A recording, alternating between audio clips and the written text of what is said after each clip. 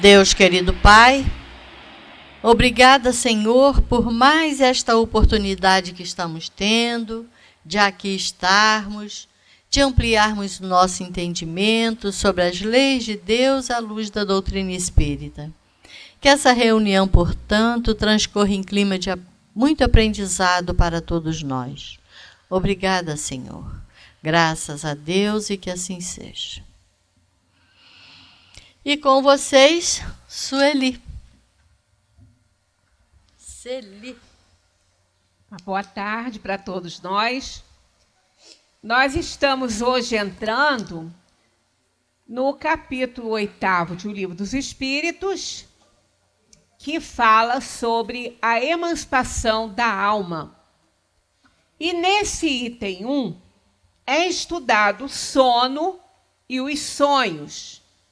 Olha só, vamos entender muito bem que Kardec não abordou um capítulo inteiro de sonhos, interpretando o sonho, porque essa não é de acordo com a gíria, a pegada que Kardec queria dar dos sonhos, né? Não é isso. Tem muitas crendices a respeito do sonho, que sonhar com isso ou aquilo é morte na família. Então, Kardec não entrou nesse mérito e tem até uma citação dele falando que isso não procede. Ah, mas então os terapeutas, os psicólogos, os psiquiatras estão errados? Não, eles têm uma linha de conduta, de interpretação. Existe aí um estudo de interpretação dos sonhos, mas não se resume também a essa questão aí de que sonhar com isso ou aquilo é morte. Não. Quando eles interpretam sonhos, eles interpretam a situação no todo daquele paciente. O que aquele paciente conversa, os temores, as inseguranças que aquele paciente tem e os sonhos recorrentes que ele tem que vão fazer que ele possa fazer algum diagnóstico. Mas está longe de dizer assim, sonhou com um dente caindo, é morte na família. Como os antigos costumam dizer isso, e muita gente acredita nisso. Há quem diga, mas sempre que eu sonho com um dente, alguém morre na minha família. Pois é, nós estamos lidando com os espíritos que a gente não vê. Nós vemos as almas encarnadas. As pessoas morrem de medo de alma, né? Deus me livre, alma penada, alma do outro mundo. Ninguém vê alma. Ninguém vê alma. Porque a alma está encarnada. O espírito, quando ele adquire um corpo, ele é alma. Ele se torna alma. Mas o que é a alma depois da morte? Volta a ser espírito. Mas não é a mesma coisa?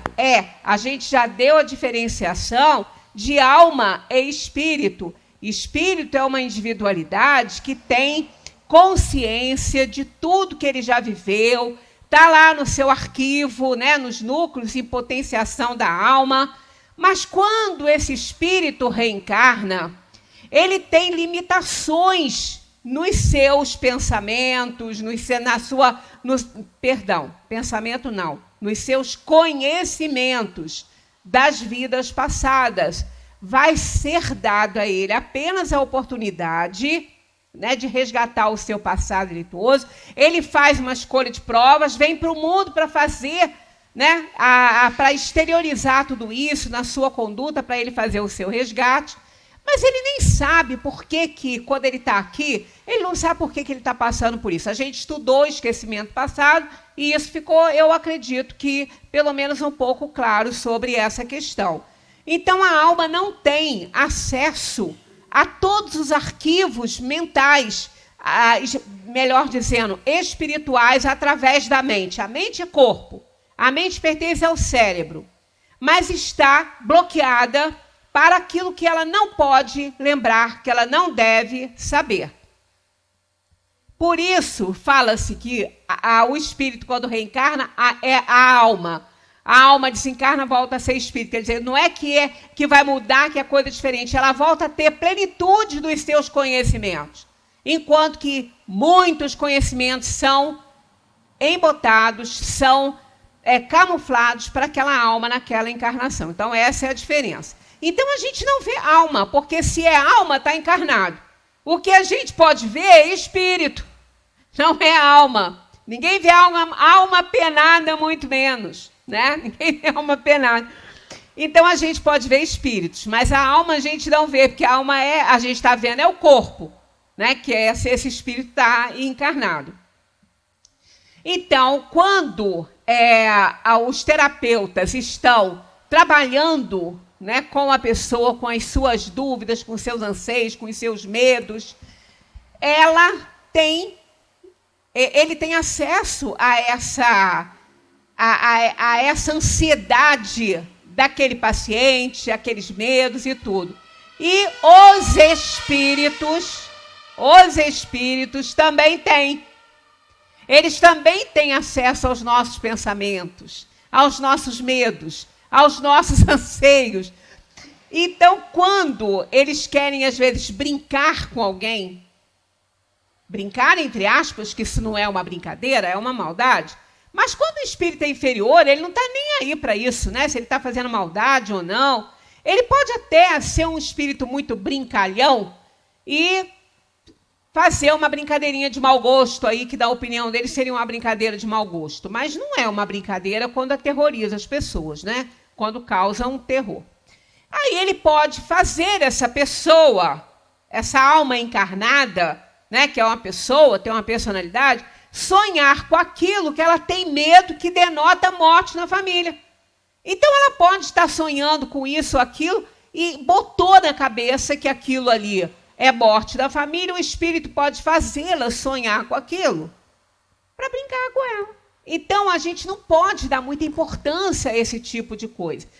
Quando a pessoa está numa terapia, ela está fazendo um tratamento, né, com um profissional, os sonhos dela são importantes para ela contar para o terapeuta, que eles vão saber interpretar aquele sonho com os medos e ansiedades que aquela pessoa tem. Às vezes, não tem o sonho que ela está sonhando com a morte de alguém. Às vezes, esse sonho com a morte de alguém não tenha nada a ver, na análise do terapeuta, com a morte em si. Às vezes, pode ser o fim de um ciclo, alguma coisa diferente. Então, a gente não pode dar muita importância a isso, a menos que esteja num tratamento que o terapeuta vai saber fazer essa interpretação, se ele lida com esse lado, né? Com esse tipo de conhecimentos, que também não são todos. Mas Kardec nos chama a atenção para isso, que o que ele aborda aqui é o que é o sonho, né? É o que é o sonho. Porque isso é algo que a gente não encontra respostas na ciência para o que é o sonho, né? Não se sabe. A criança faz essa pergunta, muitas vezes, para a gente: para onde que eu vou quando eu sonho? E a gente não tem uma resposta para dar para essa criança. A gente não sabe para onde ela vai. Até porque ela é uma criança encarnada. Ela está num corpinho ainda infantil, mas quando ela se emancipa, ela tem um pouco mais de liberdade e ela não fica só naqueles conhecimentos que ela tem na atual encarnação dela ainda como criança. Ela pode ir um pouco além e ter conhecimentos muito ampliados daqueles que ela tem no estado de vigília. Então, a gente tem que levar essas coisas em consideração.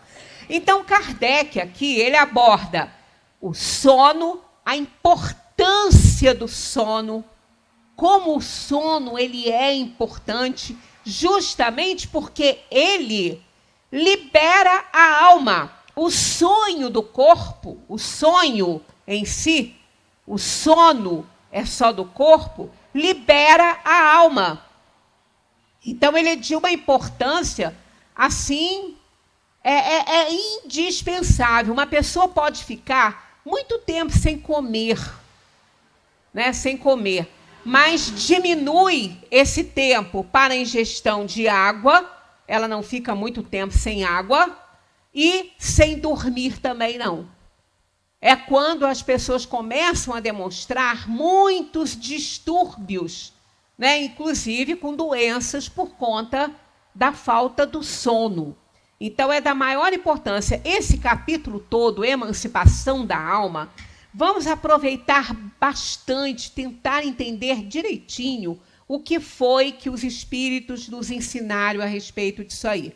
Porque dentro desse capítulo aí, nós vamos encontrar o sonambulismo, a dupla vista, né? Nós vamos encontrar as premonições, tem muita coisa muito interessante para a gente aprender, coisas que nós não vamos conseguir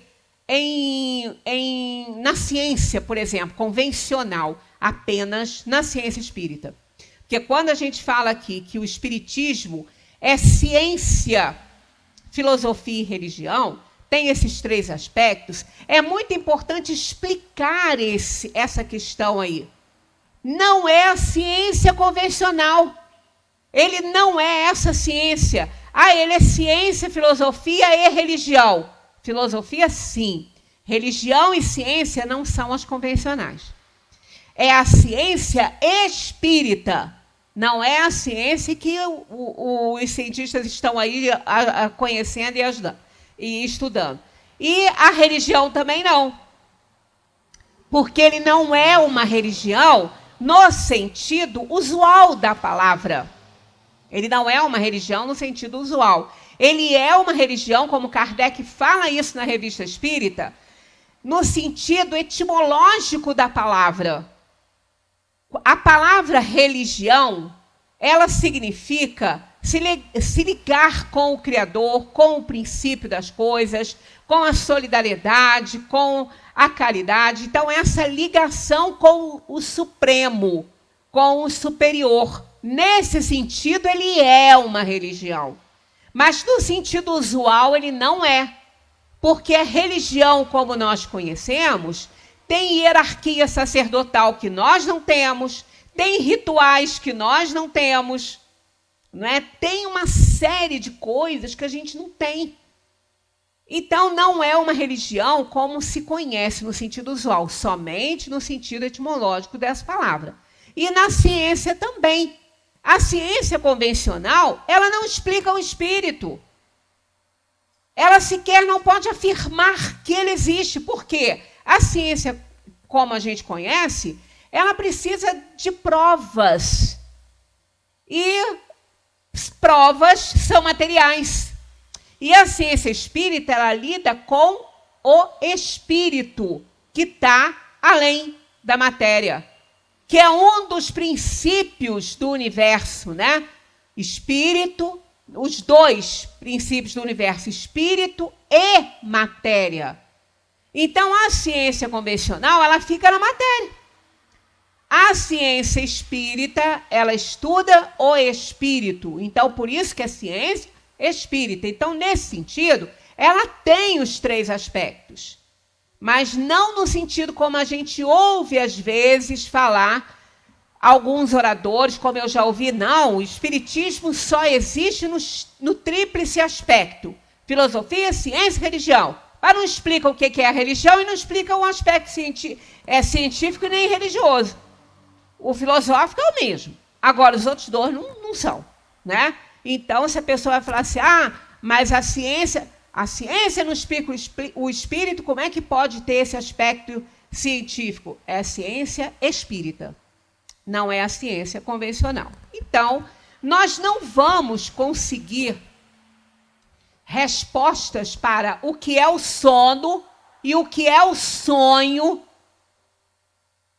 fora dessa explicação aqui dada pelos espíritos através da ciência espírita por conta da experimentação. É ciência porque é fruto de uma experimentação. Isso é que caracteriza um fato científico, né? Ele foi testado.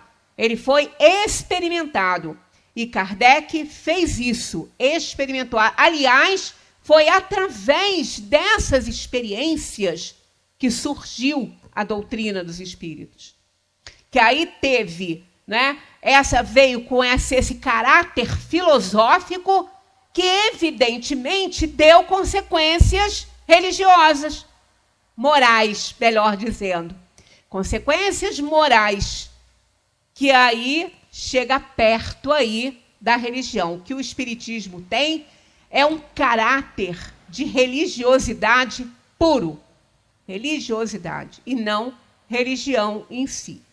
Então, a gente precisa prestar bastante atenção ao que os espíritos falam sobre essa questão aí do sono e dos sonhos. E Kardec também não entra na questão, sono REM, sono não sei o quê, estágio 3, nada de sono, puramente sono. Kardec estuda a importância do sono, porque ele libera a alma.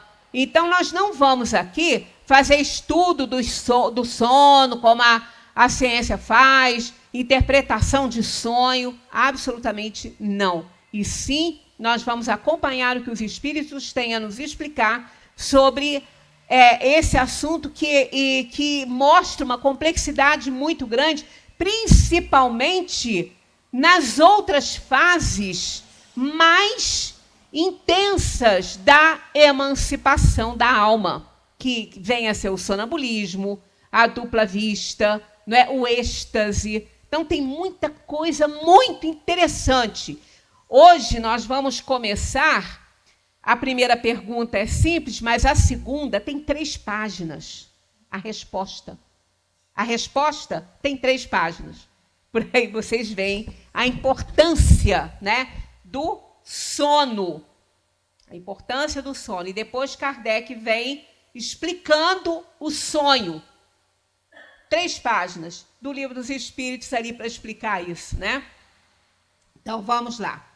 Na pergunta 400, que inicia esse item 1 desse capítulo 8º, Kardec pergunta: o espírito encarnado permanece voluntariamente no envoltório corporal? Voluntariamente, eu tinha até que ter grifado isso. Gente, todas as vezes que, ao ler a pergunta e a resposta, procurem observar essas palavras modificadoras, intensificadoras, que são os advérbios. Eles têm um peso muito grande dentro da questão, dentro do sintagma, dentro da oração, né? Dentro da frase. Ele tem um peso muito grande. Então, olha só.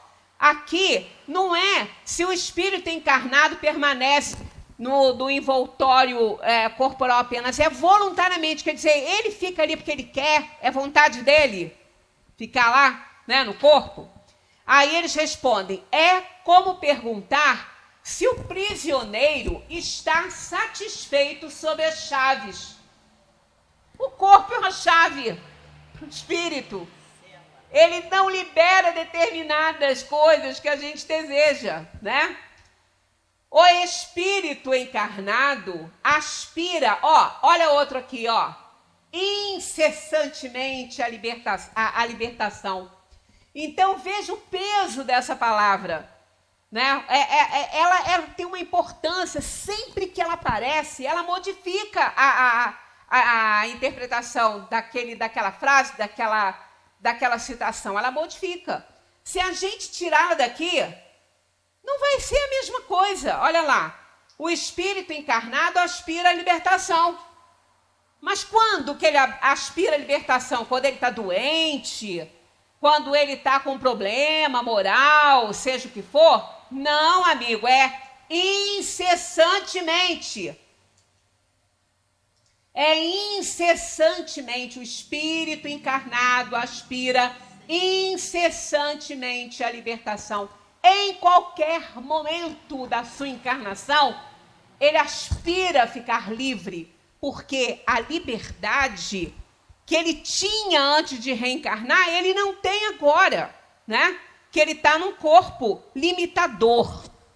E quanto mais grosseiro é o envoltório, mais deseja ver-se desembaraçado dele. Olha, tanto isso é tão presente, né, o espírito querer se libertar, que quando acontece doenças graves, em que o paciente sabe que ele vai passar muita dor, muito sofrimento, ele quer abreviar através da eutanásia, ele quer sair desse corpo.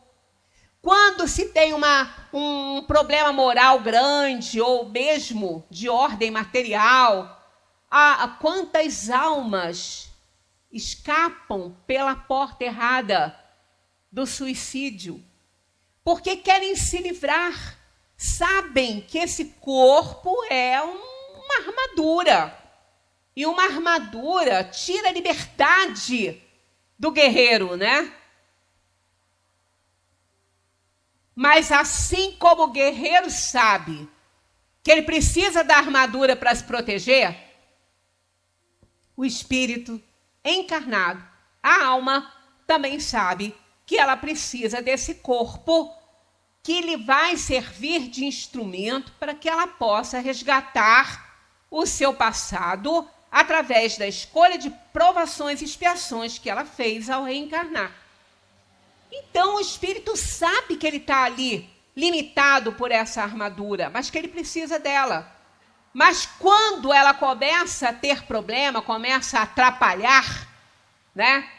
Da maneira que o guerreiro vê que, muitas vezes, ele não consegue mais ter um movimento do braço, porque houve um problema, trancou ali a engrenagem da armadura, ele quer tirar, porque ele não pode lutar.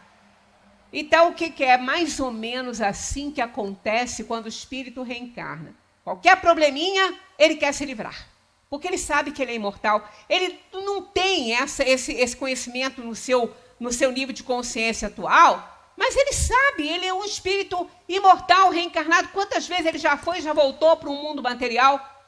Inúmeras, não dá nem para contar. Ele sabe disso, nós sabemos disso, né?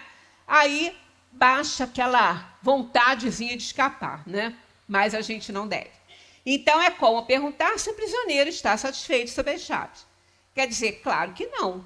Aquele que conhece a doutrina espírita, um pouquinho que seja, porque ninguém conhece a doutrina espírita, a gente apenas está estudando e tem um contato com ela. Quando ele tem uma doença grave e ele entra num estado terminal, ele nem pensa em eutanásia, porque ele sabe que esse dano físico vai lhe ser muito útil para o resgate que ele almejou ao fazer a sua escolha de provas quando reencarnou. Ele só não sabe exatamente o que, mas ele sabe que ele fez essa escolha ao reencarnar e que essa dor e esse sofrimento fazem parte daquilo que ele escolheu. Se não foi daquela causa anterior, por conta da escolha das provas que fez, é mau uso do livre-arbítrio na encarnação, que são as causas atuais. Aí ele identifica rapidinho, né? Tanto que ele fala, né? Aquele que está com um enfisema bastante adiantado, um problema circulatório gravíssimo, tendo que cortar membros, ele começa a se arrepender de ter tido hábitos ruins, de ter fumado, de ter bebido, né? Aquele que está com o fígado desmanchando aí, que não é outra coisa a não ser causado, né? Pelos vícios. Ele começa a se arrepender. Por que eu fiz isso, né? Aí, se ele tem um pouco de conhecimento ali, que ele é um espírito reencarnado, que muitas pessoas, né, mesmo sabendo que faz mal e que são espíritos reencarnados que vão ter que prestar conta disso, tem dificuldade, às vezes, para se livrar de um vício e acabam se arrependendo ainda em vida. Aquele que não identifica na vida atual a razão, a causa da dor e do sofrimento dele, ele pelo menos sabe que alguma razão tem, senão ele não estaria assim, porque ele estuda isso e nem precisa ser espírita para entender isso, basta ser deísta, acreditar em Deus.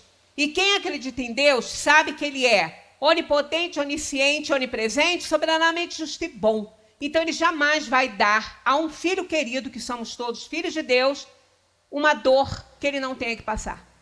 Que pai vai fazer isso? Se a gente não fizer, não faz, por que Deus vai fazer? A gente é melhor que ele? Então, a gente precisa compreender essa situação aí.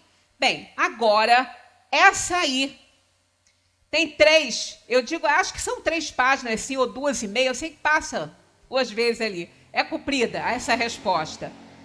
A pergunta que Kardec faz, 401. Olha só. Durante o sono, a alma repousa com o corpo? Olha só a pergunta que Kardec faz. É importante isso aí, olha só. Durante o sono, a alma repousa. Olha o verbo repousar. A quem que ele se refere? Né? A quem que esse verbo se refere? Qual é o sujeito desse verbo aqui? A alma que repousa. É a alma. A alma é a pessoa. A alma encarnada é a pessoa.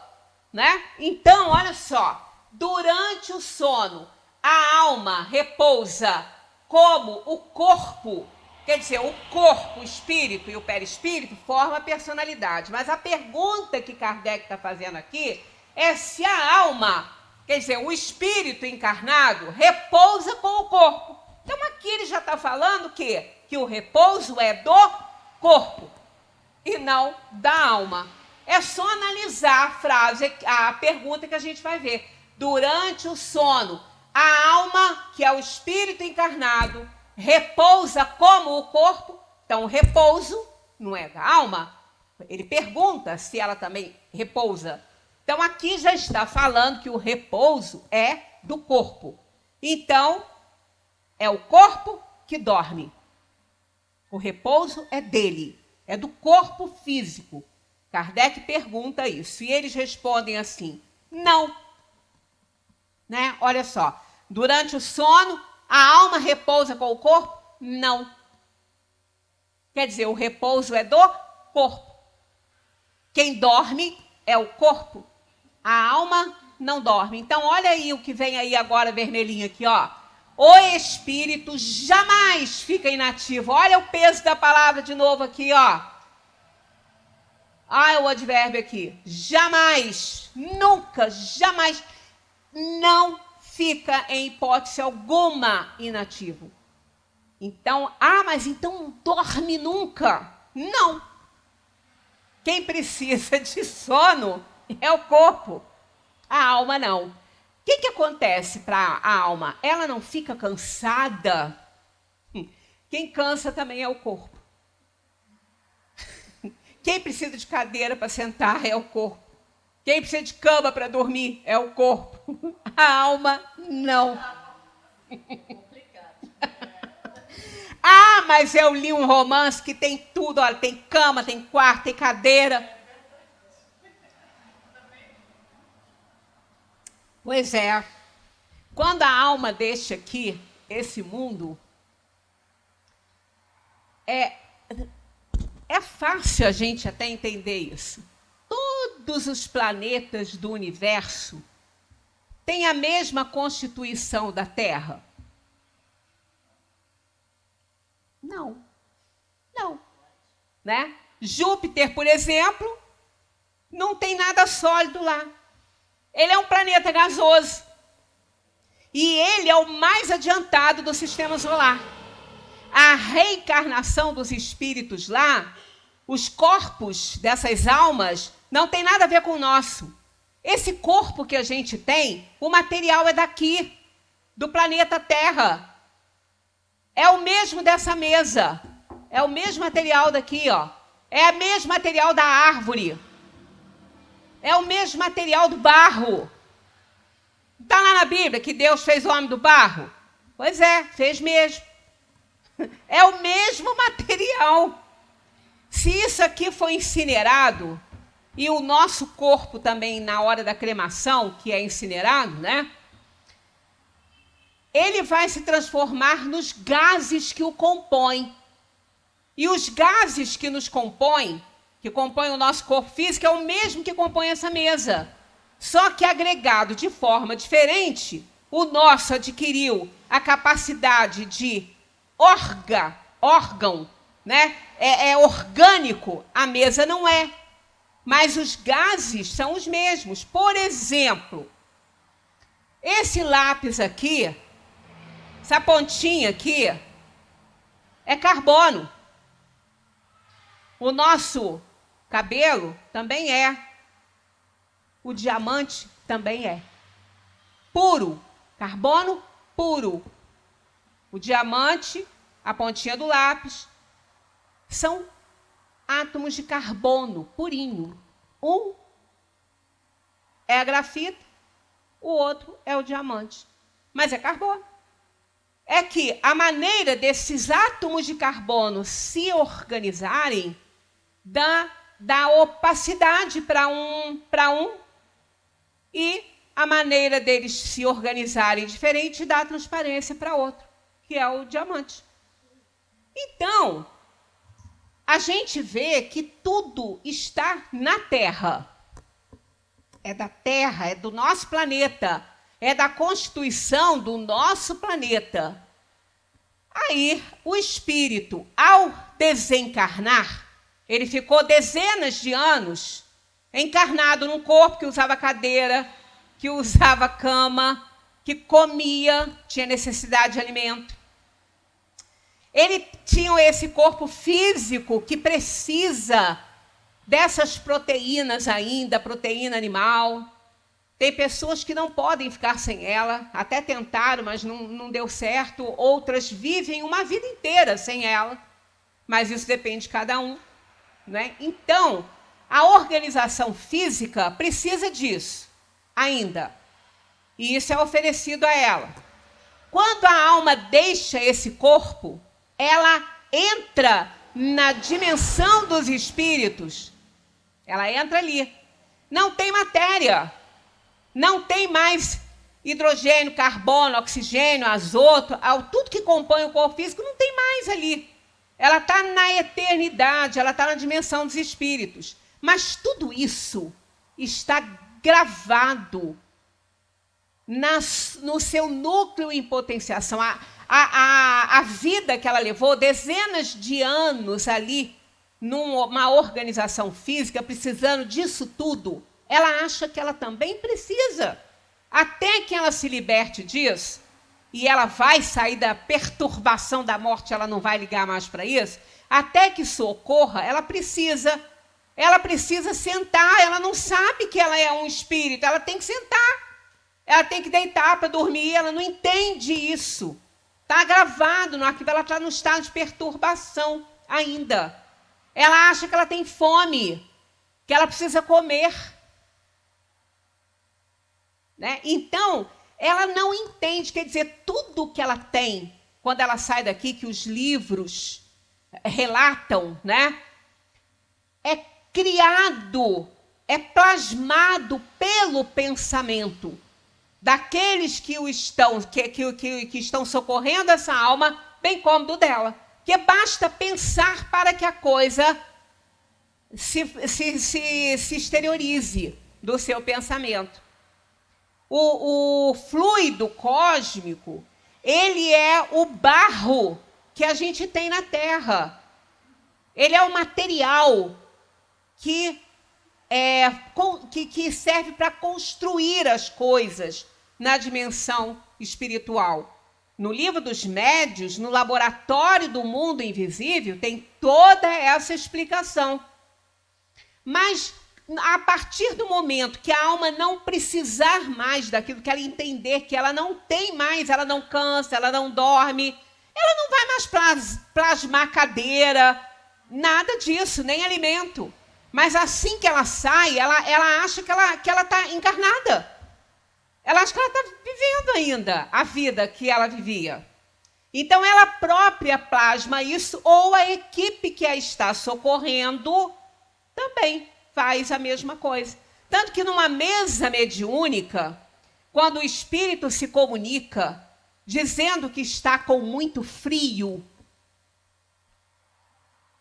ele não sabe se ele está com muito frio, ele não sabe fazer a diferenciação da temperatura real dele, que ele está na dimensão espiritual, ele não sabe disso. E às vezes ele vem dizendo que está muito frio, num tempo, num calor, né, numa época de verão que a temperatura está altíssima. Então, esse registro não é real, existe da cabeça dele. Tanto que na hora que o mediador vai conversar com ele, se ele não conseguir se comunicar porque ele está com muita fome e está com muito frio, o mediador pode oferecer a ele, olha, você está tendo um agasalho. Percebe que você está recebendo um agasalho? Olha, você está recebendo um alimento, percebe? Qual é o alimento? São as preces dos médiuns que sustentam a reunião. E aquelas vibrações passam para ele, e ele, com a necessidade do alimento, ele mesmo cria aquilo ali para ele, e ele se satisfaz. Então, esse é o mecanismo. Logo depois, ele não precisa mais disso, não é?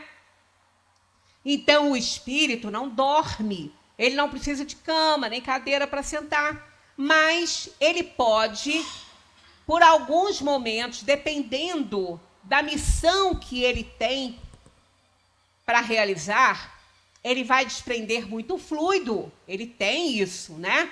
Ele vai desprender muito fluido. Então, o que ocorre? Ele pode baixar um pouquinho a atividade dele para que ele possa reter bastante fluido para realizar a tarefa que ele tem que realizar. Às vezes, ele tem que ir a uma região mais inferior para socorrer, ajudar no socorro. Então, ele baixa um pouco a atividade dele para ele conseguir reter bastante fluido e armazenar mais fluido para ele poder socorrer.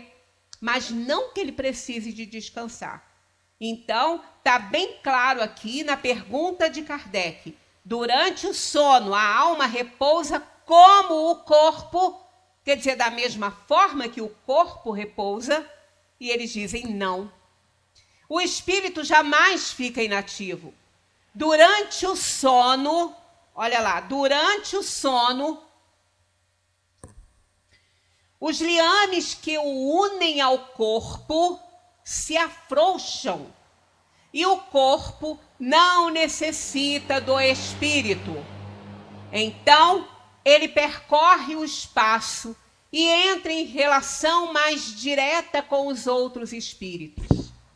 Em algumas obras, né, vocês vão encontrar, então é o cordão de prata. Esse cordão tem que ser comprido, hein? E muito comprido. Porque o espírito liberto do corpo, ele não tem limite de espaço. Aliás, não tem espaço. Ele é livre, é eternidade, né? Então, esse cordão de prata, que também é falado na literatura, é mentira? Claro que não, é uma metáfora, é uma simbologia para mostrar que esse espírito, através da energia que ele gera, do magnetismo que ele tem, ele está ligado ao corpo, porque ele não desencarnou. Ele está ligado ao corpo, mas é apenas uma metáfora, né? Mas o vidente vê. O vidente pode ver o que ele quiser plasmar. Se ele acredita no cordão de prata, ele vai ver um cordão de prata. É o que ele vê, é o que ele deseja. Ele pode plasmar, gente, poder de plasmar o pensamento. É inimaginável isso aí. O espírito plasma qualquer coisa que tiver no seu nível de evolução. Ele só não pode plasmar mundos superiores, porque ele não sabe nem como é que é. Mas tudo que ele conhece, ele pode plasmar. Tudo que ele conhece. Isso aí a gente vai, quando chegar lá no capítulo sobre pensamento, nós vamos falar a respeito. Então, olha, durante o sono, os liames que o unem ao corpo se afrouxam e o corpo não necessita do espírito. Então ele percorre o espaço e entra em relação mais direta com os outros espíritos. Aí começa o sonho, ó. Ele entra em relação mais direta com os outros espíritos. Então veja bem, outra coisa interessante aqui, ó. Durante o sono, os liames que o unem ao corpo, quer dizer, essa energia, esse magnetismo que une esse espírito ao corpo, eles se afrouxam. E o corpo, olha só, o corpo não necessita do espírito. Então, tudo que acontece no corpo, que não é voluntário, não precisa do espírito. Porque nós temos atividades no organismo involuntárias.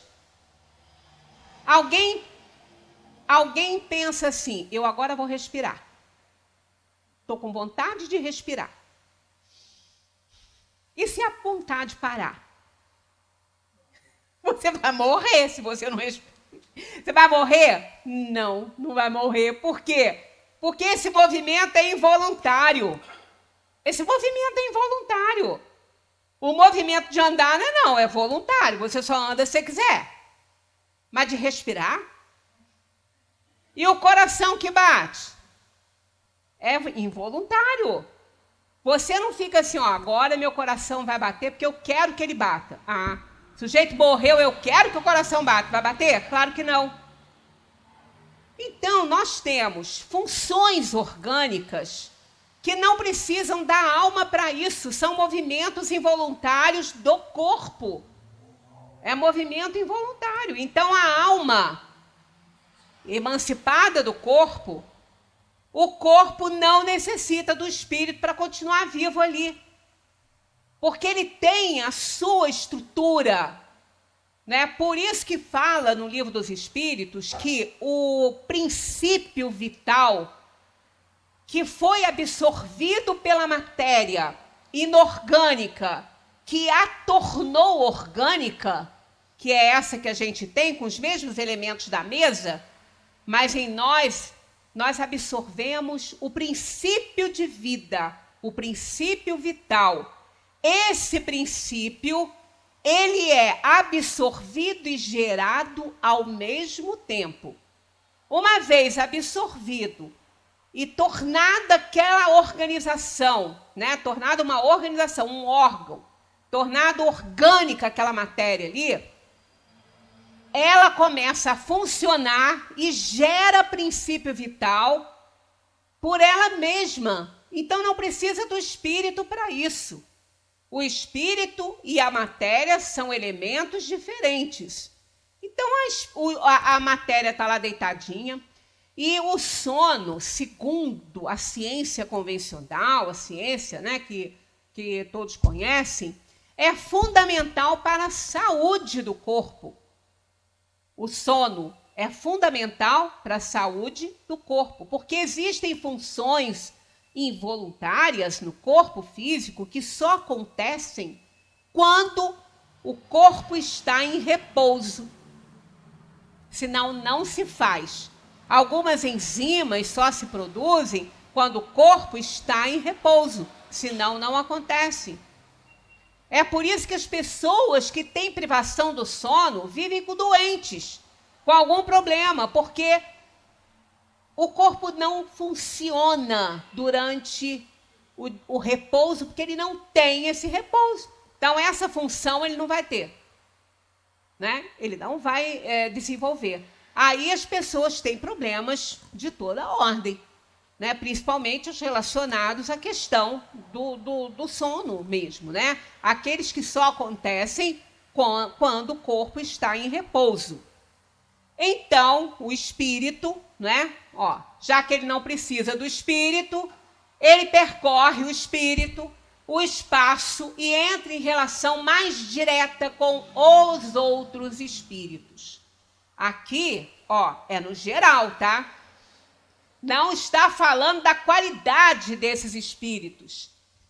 A qualidade das nossas companhias quando nos emancipamos do corpo e também dele vai depender da sintonia do nosso pensamento. Ah, mas eu oro na hora de dormir, eu peço proteção ao anjo da guarda. Que bom, isso é ótimo, isso ajuda muito, mas não determina a situação, não. Se você passou um dia cheio de raiva, sentimento de vingança, com ódio de alguém, com ciúme, com inveja, ah, amigo, você vai ter uma companhia horrorosa quando seu corpo dormir. Não adianta você orar, porque você vai ajudar, vai, mas não vai determinar. Você passou um dia inteirinho desejando a desgraça para alguém. E nesse período que você passou desejando mal para alguém, ou com raiva de alguém, né? Falando mal da pessoa, maledicência, que é uma desgraça também, quem vocês acham que estava acompanhando vocês? Os bons espíritos? Quem é que estava ali, ó? Isso mesmo. Fulano podia ter feito isso. Fala mesmo. São os inferiores. São os brincalhões, os galhofeiros, os inferiores que estão ali, ó. E quem é que depois, na hora que o corpo adormece ali e que a alma se emancipa, quem é que vai continuar fazendo companhia? Eles também. Então, por mais que a gente ore, por mais que a gente peça ajuda na hora de dormir, tem que se fazer isso sim, porque o anjo da guarda, a gente sempre repete isso aqui, e parece que a gente não lembra que já falou. A gente lembra sim. Todo mundo aqui lembra que um dia ouviu os 10 mandamentos. E alguém sabe ditar os 10 mandamentos aqui agora? Eu não sei. Né? E há mais de 2000 anos ficou sabendo que eles estavam aí no mundo, né? Então, quando a gente repete as coisas aqui, não é que a gente não lembra que não falou, não. A gente sabe que falou, mas tem coisa que tem que falar. É igual criança, para mandar tomar banho. Todo dia você tem que mandar o filho para tomar banho. Mas eu tô limpinho, o pé tá preto. Ele acha que ele tá limpo, né? Ele sabe que tem que... Então, olha só. Quando nós dormimos, as companhias que nós vamos ter durante o repouso do corpo são aquelas companhias que a gente nutriu durante a vigília. Isso é fato. Então, aquela frase que eu fico repetindo aqui, vigiai e orai para que não te suceda coisa pior, é isso. Muita gente fala, orai e vigiai. A ordem não é essa. Ah, mas importa? Claro que importa. A ordem dos fatores nem sempre altera o produto, mas às vezes muda tudo. E em língua portuguesa, muda, sempre. O que você põe na frente de um verbo e depois ou de substantivo, muda tudo. Vai mudar. Então, olha só, esse verbo vigiar vindo na frente é para você prestar atenção no que você está pensando. Vigia seu pensamento. Preste atenção, o que você está pensando? Aí, se você tem certeza que está pensando e a qualidade desse pensamento, aí ele pede para você orar. Ore para que não te suceda coisa pior. Então, você vigiou o pensamento, ele não foi bom. Aí não deu certo. O pensamento é ruim. Então, ora para quem? Ora para o anjo da guarda. Ah, mas eu tenho que orar para o meu anjo da guarda? Claro que tem. Ué, mas ele não é meu tutor? Ele não me guarda? Sim, mas você tem que pedir a ele. Ah, mas por que eu tenho que pedir? Ele não se fosse aqui no mundo, ele não ganha para isso? Ele não ganha para isso? É tarefa dele, não é trabalho dele, é emprego dele, não é não. Ele tem a tarefa de te ajudar, mas tem uma coisa importantíssima, chamada livre-arbítrio, que foi Deus que nos deu. Imprimiu isso aí quando nos deu a consciência, né? Quando nos criou simples e ignorantes, zero de conhecimento como espírito e 100% de potencialidade de adquirir conhecimentos por conta própria. E para isso ele nos deu o livre-arbítrio, a liberdade de escolher, para que através dessas escolhas a gente possa construir a nossa graça ou a nossa desgraça. Isso é fato. Então, o anjo da guarda é um espírito superior. Superior. Por isso que eu estou falando, eu não esqueci que falei isso para vocês, não. Eu sei que já falei e vou falar muitas vezes ainda. Ele não vai interferir no nosso livre-arbítrio. A prece não é para ele. Muda essa preposição aí. A prece é a ele. Né? A ele, não é para ele. Ele não tem que se beneficiar da sua prece. Ele é um espírito superior. Ele é bom. Ele está livre das paixões. Por isso que ele te tutela. Porque você não tem liberdade ainda para estar assim, tão acima, né, do mal. Então, ele sabe que você precisa de ajuda. Mas ele não interfere no seu livre-arbítrio. Porque se você não quiser a ajuda dele, ele não pode te ajudar. Ele não pode. Porque ele estaria interferindo no seu livre-arbítrio. Ele te aconselha. Mas ele não pode fazer mais e além disso aí. Porque você tem que querer. Então, quando fazemos a oração a ele, a gente está abrindo essa possibilidade. A gente está abrindo, está dizendo para ele, me socorre, me ajuda. Eu quero a sua ajuda. Aí é o seu livre-arbítrio em ação. Aí ele vem. O espírito inferior não se importa com isso. Ele não quer saber se você está pedindo ou não. Você está sintonizado com ele? Azar. Ele vai te fazer mal. Ele não liga para o que vai acontecer com ele. Mas o anjo da guarda é um espírito superior. Então, ele não interfere no livre-arbítrio. É igual, às vezes, quando você tem um amigo que é um anjo da guarda na sua vida. Que é um anjo da guarda. E ele está sempre vendo alguma coisa que você está fazendo. Ele fala assim, fulano, calma aí, fulano, pega leve. Olha o que você está fazendo. O que você pode virar para ele falar? Meta-se com a sua vida que eu não pedi sua opinião.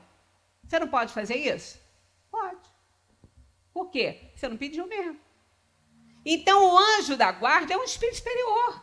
Ele está sempre te ajudando e vai sempre estar ao seu lado, entre aspas, que ele não precisa estar a tiracolo. Ele é um espírito livre, ele está no fluido cósmico e não há distância para ele. Não importa onde ele esteja, ele está sempre ligado com você.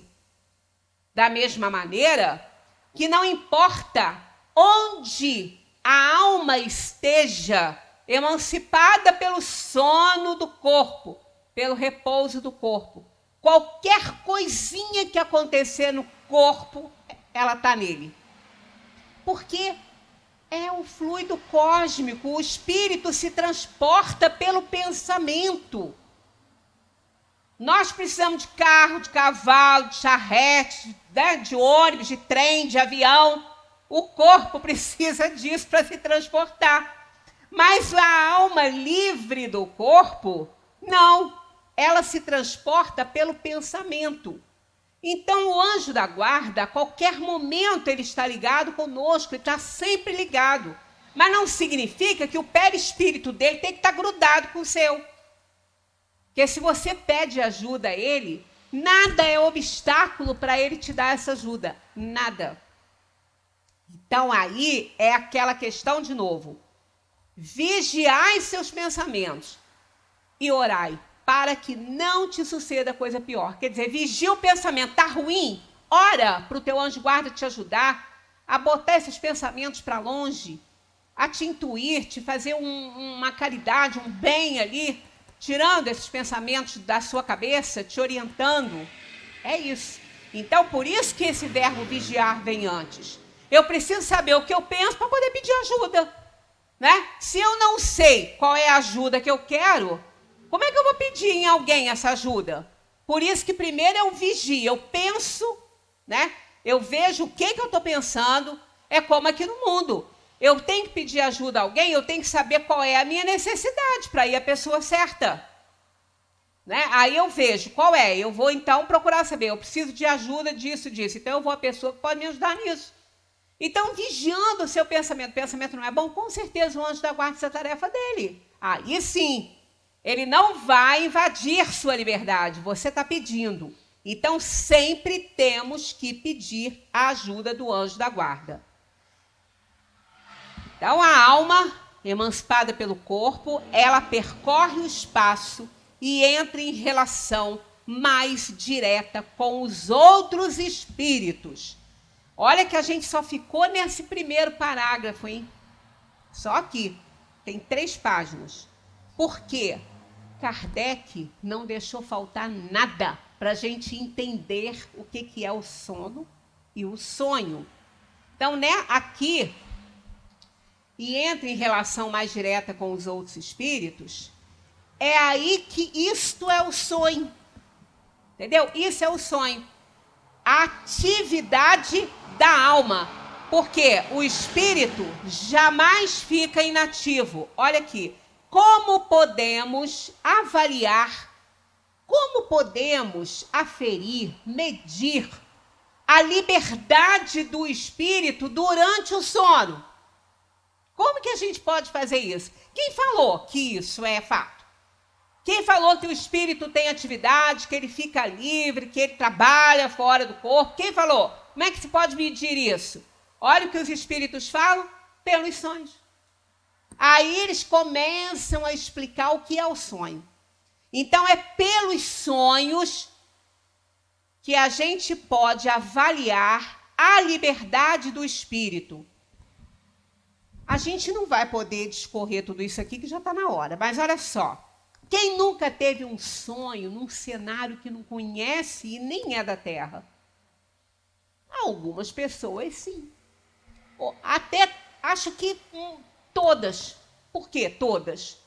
Porque nós somos espíritos reencarnados e estamos num nível de evolução que mostra que não estamos aqui pela primeira vez.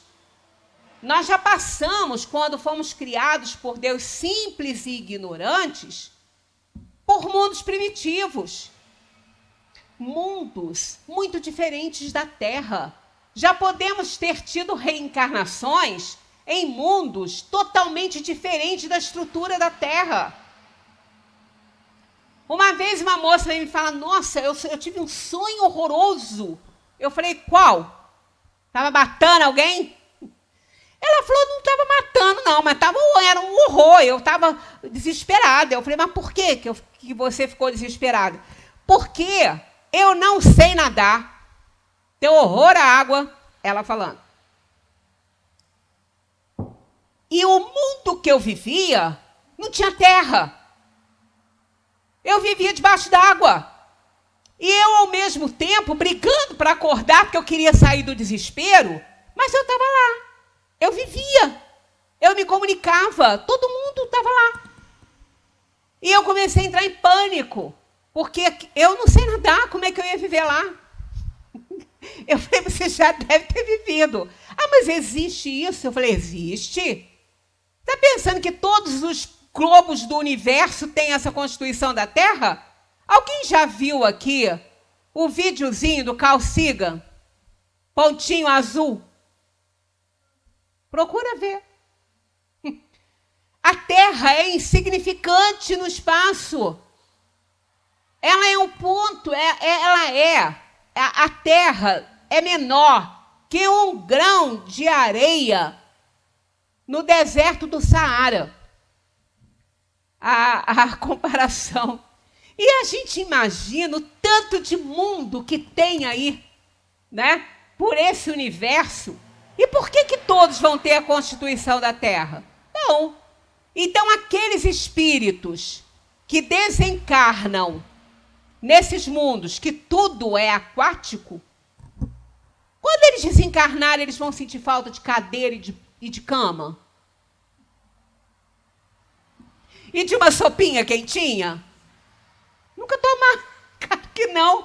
Aí que a gente vê que essas criações, cadeira, mesa, comidinha, isso não existe na dimensão espiritual. Isso não existe, isso é plasmado pela alma que estava acostumada a ter isso, depois ela desiste. E aquelas que saem de mundos que só têm vida aquática, o que elas vão plasmar? Um mar para elas. Porque é lá que elas vivem, na água. Né? Então, tudo que existe fora da matéria é plasmado pelo pensamento. E o material é o fluido cósmico, que é a matéria-prima do universo. Qualquer lugar tem. Qualquer lugar do universo tem. Né? Então, a gente vê a grandeza, né, desse universo e a importância da doutrina espírita. Quando a gente fala assim, ela não é o único caminho, é evidente que não. Quantas religiões tem no mundo? Não sei quantas, mas olha, muitas. Eu vou até dar uma pesquisadinha para saber. Mas, que ela é um atalhozinho, Porque a doutrina espírita, ela, com essa ciência espírita, ela deu a conhecer o princípio inteligente do universo.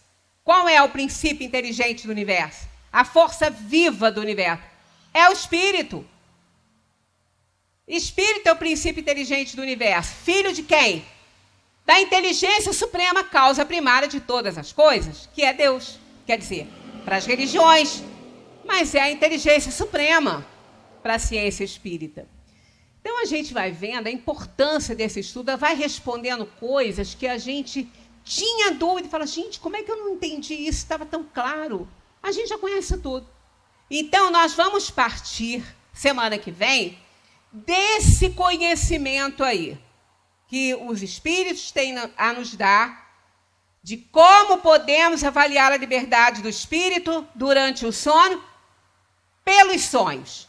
O espírito deixa as atividades materiais e entra em atividade espiritual. E ali ele tem uma comunidade de espíritos que são afinizados com ele e outros que antipatizam com ele. Porque a qualidade desses espíritos vai depender da sintonia que cada um tem. Então, a nossa noite, ela vai refletir muito o dia que a gente teve. Tá? Vamos deixar, então, para a semana que vem. Deem uma estudadinha. Olha aí, 402. Vai lá, gente. Dá uma lidinha. Né? Dá uma lidinha e colabora comigo. Porque se eu falar uma bobagem, se vocês estudaram, vocês vão falar assim, mas não foi isso que eu li lá, não. E pensa que eu não sou aberta para isso? Eu não sei nada, eu também estou estudando, junto com vocês. Né?